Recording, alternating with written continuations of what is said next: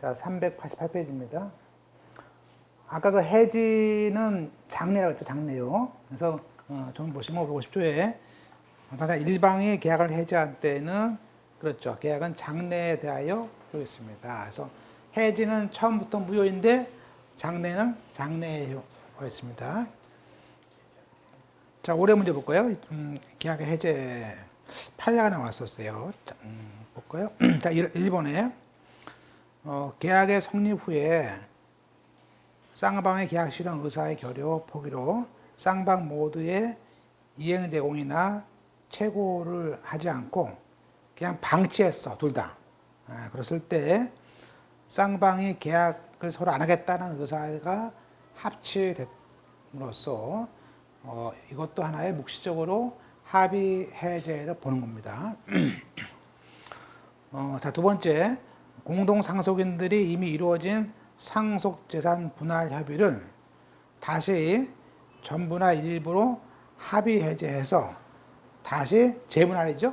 그러니까 우리가 상속 분할 협의는 다시 재분할할 수 있어요. 그죠? 3번, 계약에 해제했을 때는 그 해제하기 전에 해제로 소멸되는 채권을, 그죠? 이미 소멸되는 채권을 양수했으니까 꽝이죠? 따라서 해제의 효과로서 자기의 권리를 주장할 수 없어요. 왜냐하면 해제로 줄 게 없어, 채권이. 나가서 특별 사정이 없으면, 그렇죠? 이행받은 것은 원상 회복의 의무가 있죠, 해제는. 또 4번에 매매계약의 일방이 사망했을 때, 아까 봤던 판례죠?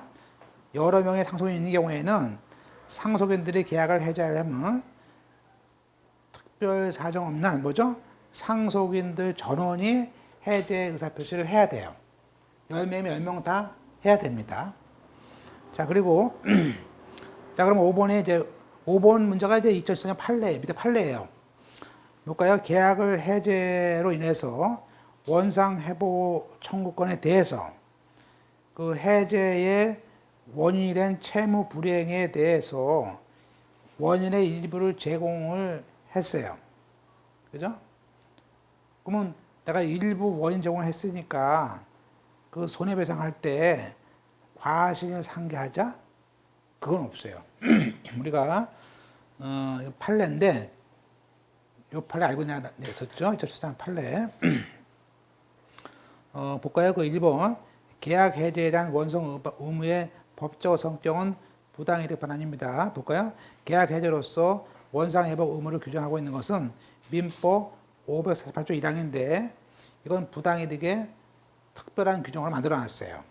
따라서 그 이익의 반환은 그것이 현존 이익이든 선이든 악에 관계없이 무조건 받은 건 다 전부 반환입니다. 두 번째, 계약 해제로서 원상 회복 의무의 이행으로서 매매 대금의 지급을 반환을 구할 때 과실 상계는 안 되는 거예요. 왜냐하면 과실 상계라는 것은 본래 채무 불이행에 따른 손해배상, 불법 행위에 대한 손해배상일 때 인정되는 건데 계약이 해제돼서 소급적으로 효력을 잃는 결과 매매계약 당사자에게 이미 계약으로 준 급부가 처음부터 없었던 상태로 회복시키는 게 원상 회복 의무입니다. 그러니까 원상 의무를 줄 때 이미 지급한 매매 대금 반환을 다 줘야 되는 것이지 과실만큼 빼고 주자? 그건 없어요. 그죠? 그래서 그런 대금 반환을 구할 때는 과실 상계는 적용되지 않는다. 왜? 해제는 전부 반환이지 일부 반환 아니에요. 결론 3번에 따라서 해제 원인이 된 채무 불이행에 대해서 해제자가 원인에 대한 일부를 제공했다는 이유로 과실 상계를 적용해서 원상 회복 의무를 일부만 주자. 그거 안 됩니다. 전부 다 줘야 됩니다. 결론적으로 원상 회복 내용에 제한되는 것은 원활하게 허용돼서는 안 된다. 이 판례 그대로 나왔어요. 그죠? 그러니까 최근에 이제 그러니까 내년에쯤 보시면, 그러니까 이게 그래요. 그러니까 보면 우리가 평소에 그 객관식 문제집하고 자, 늘 얘기했듯이 그러니까 이게 이제 물론 공부를 한 5년 하신 분들은 한 5년쯤 하면 이제 문제를 꽤 가지고 있어요. 근데 그렇더라도 일단 객관식 문제를 한 5회독쯤이 돼야 돼요. 왜 그러냐 보세요.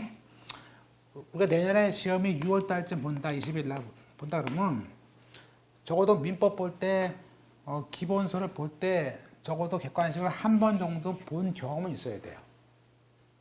그죠? 그래야지 빨리 볼 거 아니에요. 근데 이거를 내년에 한 2월 달쯤에 뭐 객관식 풀이할 때 그때 보겠다? 처음 본 데가. 그러면 그때는요, 이미 다른 거 그냥 바빠.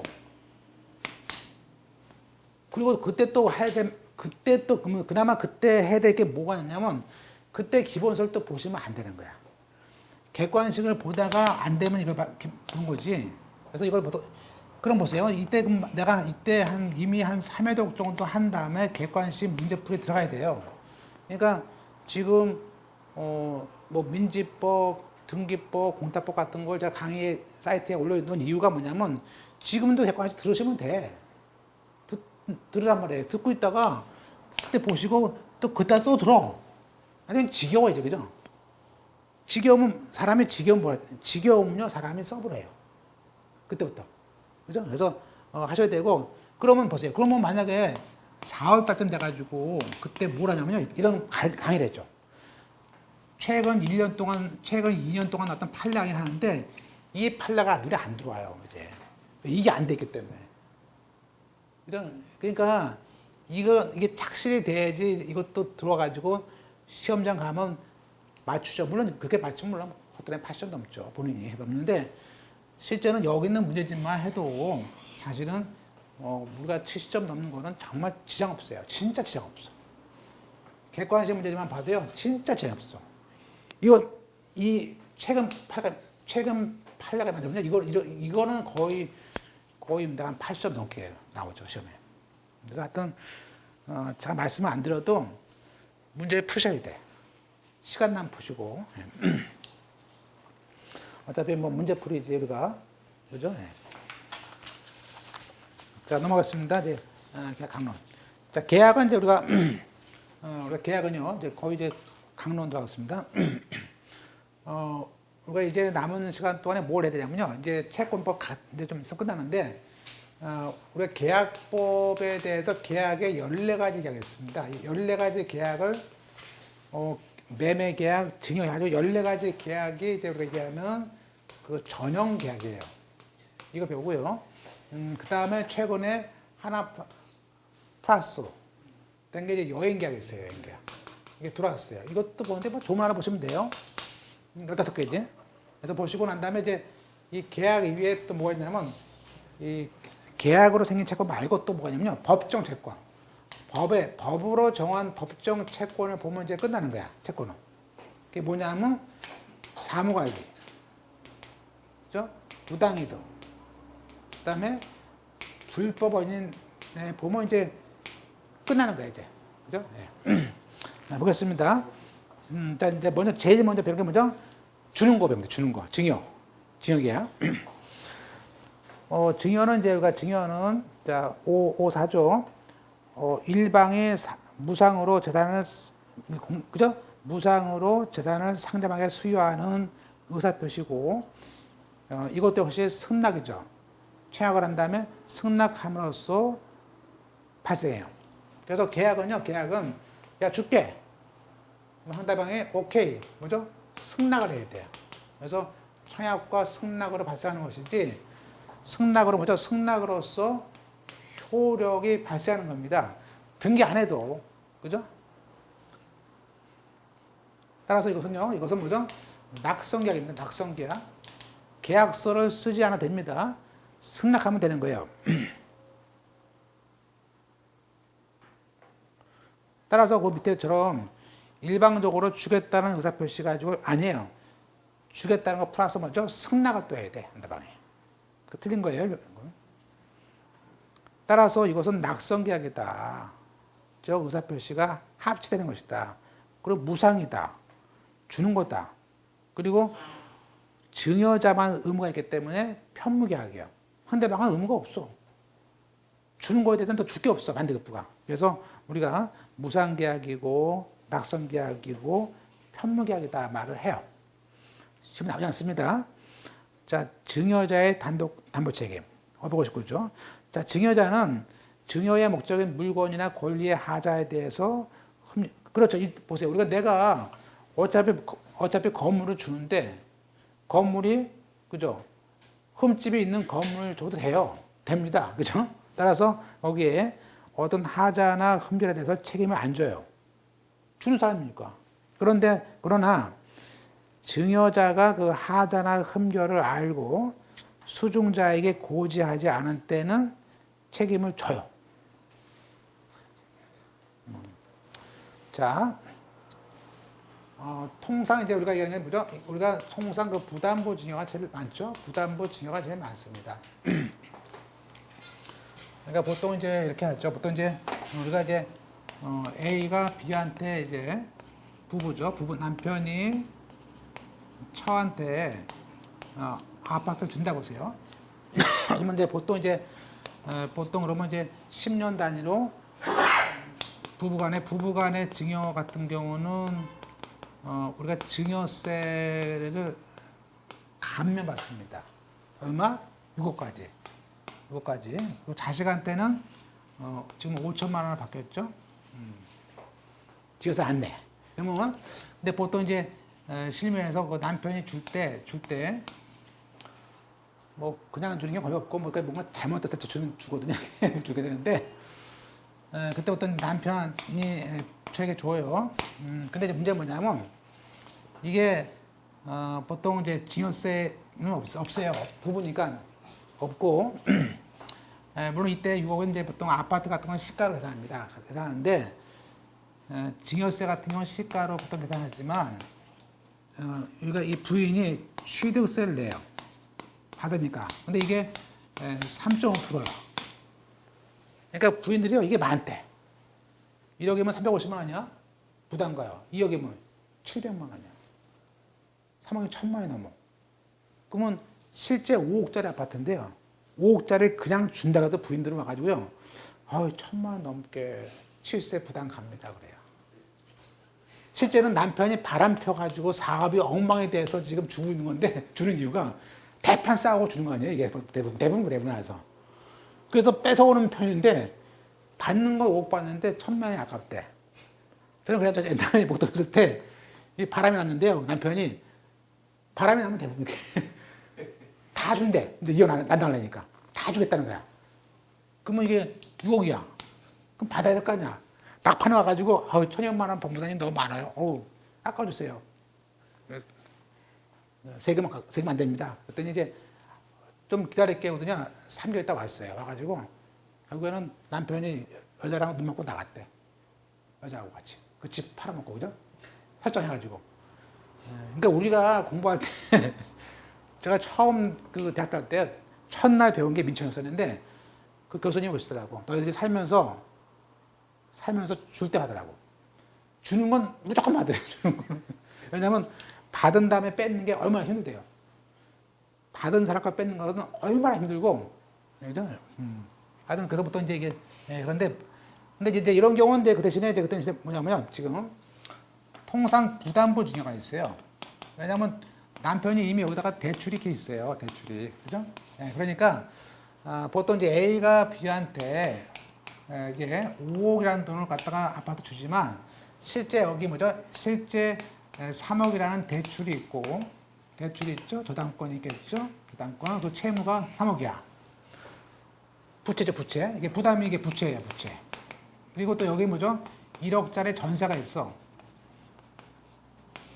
그러면 전세보증금 계약서가 있을 거 아니에요? 그럼 보통 이제 등기할 때 요 은행 가가지고 부채 확인서, 증명서하고 전세권 된 그 보증금 계약서를 가져가서 취득세를 감면받을 수 있죠. 2%, 그러면 이제 1%밖에 안 내요. 그죠?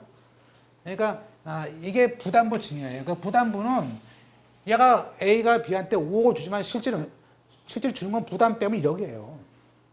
이런 거 많아요. 그죠? 그래서, 우리가 이게 부담부 증여죠. 그래서, 거기 이제, 따라서, 2항에 보세요. 559조 2항에, 이거예요. 부담 있는 주, 상대 부담 있는 증여에 대해서 증여자는, 부담 있는 한도 내에서 담보 책임이 있다는 것이고, 다음 페이지. 또 증여는요, 자, 보세요. 우리가, 뭐, 아버지가, 어떤 분은 와서 그래. 딸이 와가지고, 아버지가 자기 아들이 3명이고 딸이 1명이야. 근데, A1, A2, A3 이렇게 해줘요. 그래서, A1한테 줄 때도 딸한테 너한테 줄게, 아파트. 또 줄 때 또 너한테 줄게. 또 줄 때 말만 그런다, 말만 준다고. 그러니까 이제, 다시 말하면요, 증여는 서면으로 원래 해야 돼요. 즉, 서면으로 하자는 증여는요, 언제든지 깰 수 있어요. 보세요. 여기 555조에 증여의 의사가 서면으로 표시되지 않았을 때는 각자는요, 언제든지 해제할 수 있어요. 그러니까 말만 그냥 주는 거. 말은 쉽잖아요, 말은. 그죠? 그래서 언제든지 해제할 수 있어요. 그 다음에, 자, 556조. 수중자의 증여. 이제, 수중자가 이제 받는 사람입니다. 증여자에 대해서 다음 같은 사유가 있을 때는 증여자는 증여계약을 해제할 수 있어요. 요즘에 이게 제일 많죠. 보통 이제 부모가 자식한테, 그죠? 생활비를 줄 거라고 생각하고 돈 줬는데, 그건 안 주는 거지. 주로 2번이죠. 2번. 증여자가 부양의무가 있는데도 그죠? 진불 받아가지고는 안 주는 거야. 그래서 보통 이제 요 2호 사유에 부양의무가 있는데 일 안 줄 때. 물론 이제 이론은 증여자나 배우자나 직결적으로 대해서, 그죠? 아예 부모를 죽였어. 그죠? 이렇게 어떤 범죄가 있었을 때 당연하고요. 자, 문제는 뭐냐면요, 이거예요.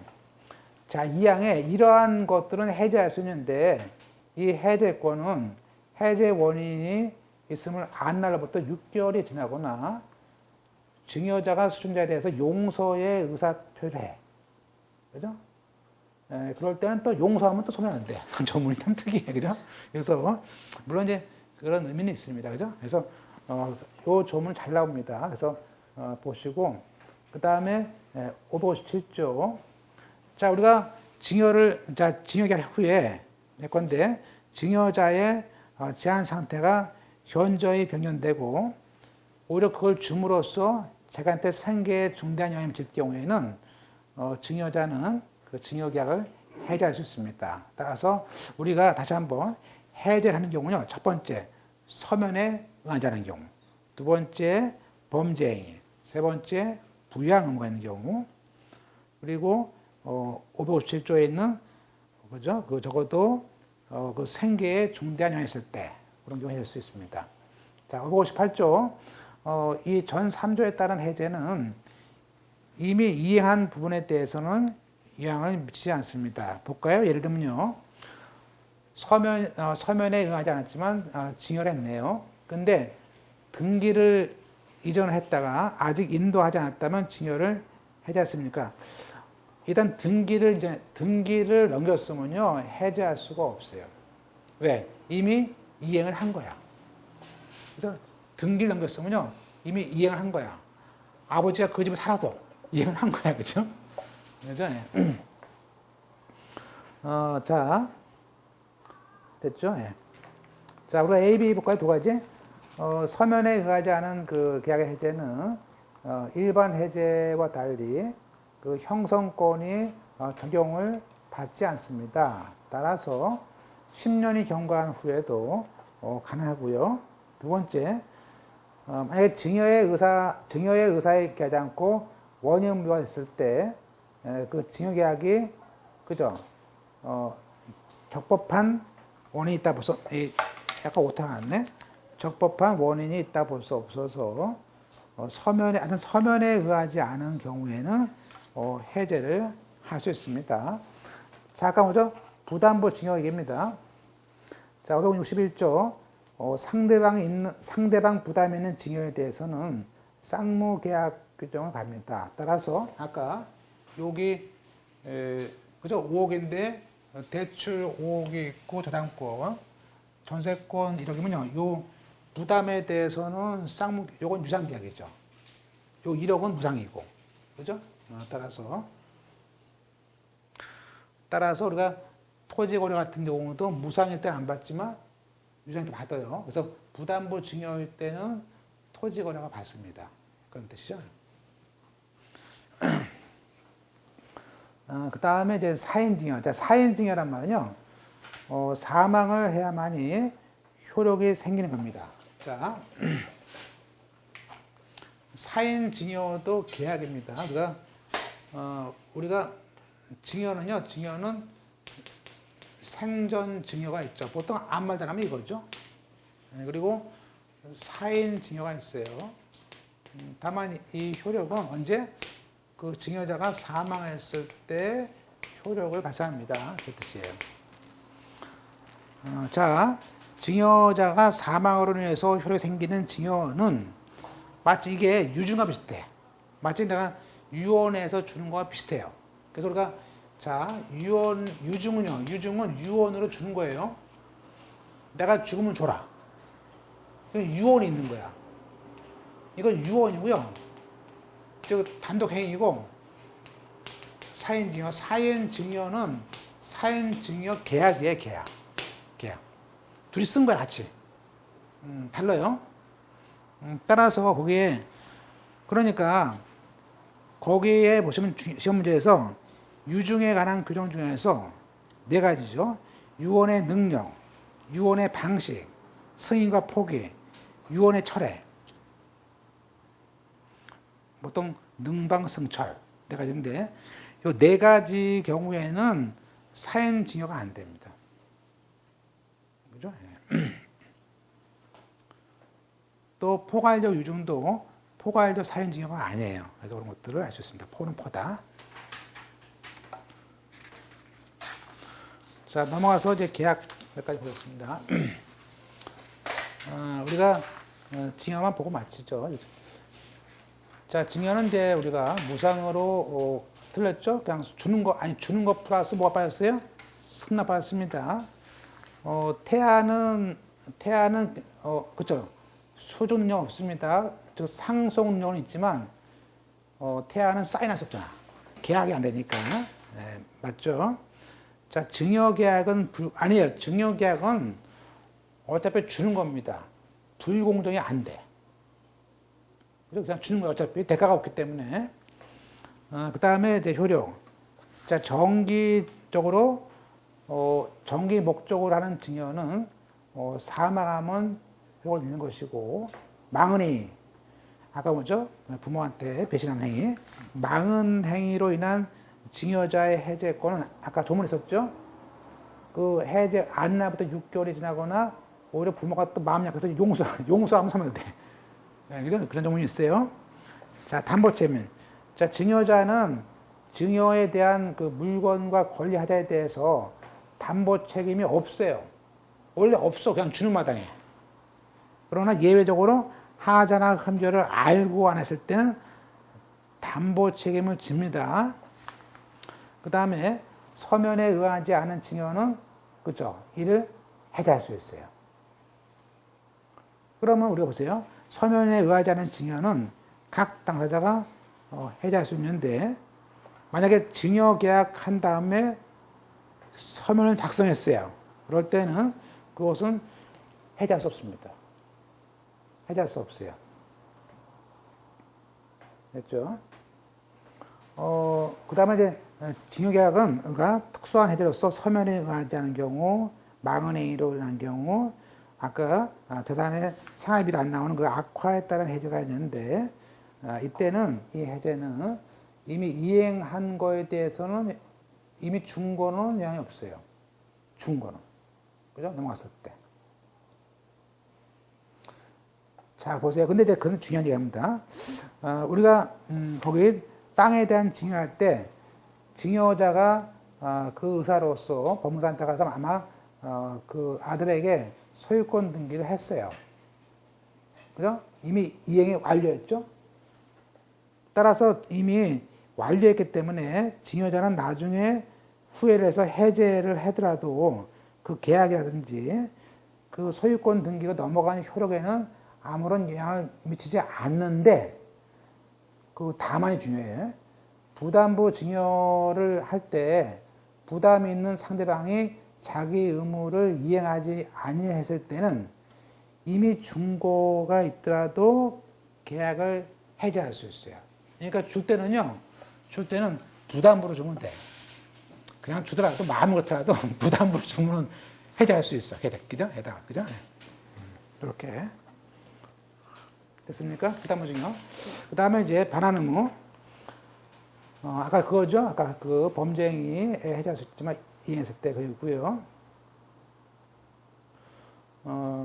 자, 기출문제 밑에 수준자가 그 범죄행위를 했더라도 아니 이미 이행한 것은 구할 수가 없어요. 그러니까 우리가 이미 이행한 걸 구하는 경우는 뭐가 있어요? 부담부 증여만. 부담부일 때만 하는 거예요. 그러니까 그래서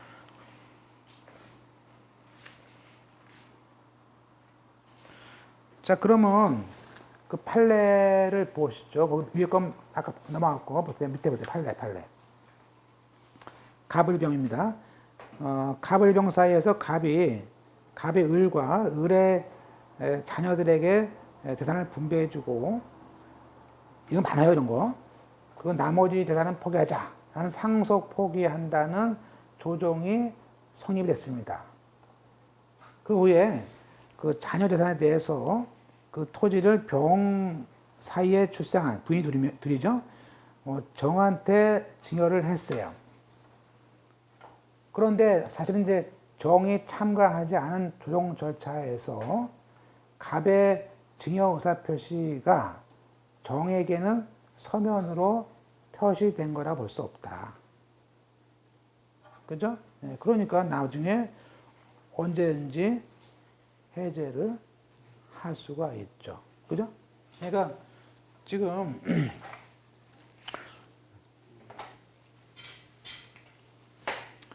자, 우리가 갑에 이제 을이 있고 또 내연녀가 있을 수 있잖아요. 내연녀가.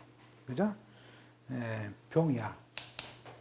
그러면 이제 여기한테는 다 증여 주겠다 했어. 그죠? 합의했어. 근데 이 병의 자식이 정이 있을 거 아니에요. 근데 자기가 조정을 하면서요. 조정하면서 이 정을 빼놓고 한 거죠. 물론 이 조정서에는요. 얘가 얘한테 주겠다고 했어요. 근데 보세요. 우리가 증여는 계약이기 때문에 얘가 주겠다는 거는 주겠다는 의사표시를 했지만 이것은 서면에 된 것이 아니니까 갑이 준다고 말은 했지만 나중에 세월 지나서 병이 떠나면요. 안 주는 거죠. 그죠? 안 주니까 달라고 그러니까 이건 뭐죠? 이것은 정이 참여 안 했기 때문에 아니다 그거죠. 그러니까 우리가 받을 때도 이렇게 받게 되면 안 되는 거예요. 조석은 굉장히 중요하죠. 그래서 실무 중요합니다. 보시고 그 다음에 하나 더 밑에 민법 555조에 증여의사가 그 서면에 의한 작성 시기에 대해서는 조언은 없기 때문에 증여계약 성립 당시에 서면이 작성이 되지 않았더라도 나중에 계약에 전속하는 동안 서면에 의한 작성을 했다면 이미 딸한테 주기로 서면으로 했어요. 그러면 나중에 해제할 수가 없어요. 네. 자, 이번에는 기부채납입니다. 기부채납. 자, 기부채납 볼까요? 기부채납은 기부자가 아마 그 땅을 관할 관청에다가 증여의 의사표시를 했어요. 그리고 반대로 지단체가 또 그걸 승낙한다는 체납 의사표시를 해야 하는 한마디로 뭐죠? 체납과 승낙이라는 증여계약이에요. 따라서 그에 따른 뭐죠? 기부서하고 권리확보, 권리증 이런 것들은 그 기부채납의 성립 요건은 아니죠. 따라서 승낙했으면 그걸로 해제할 수 없죠? 없습니다. 그죠?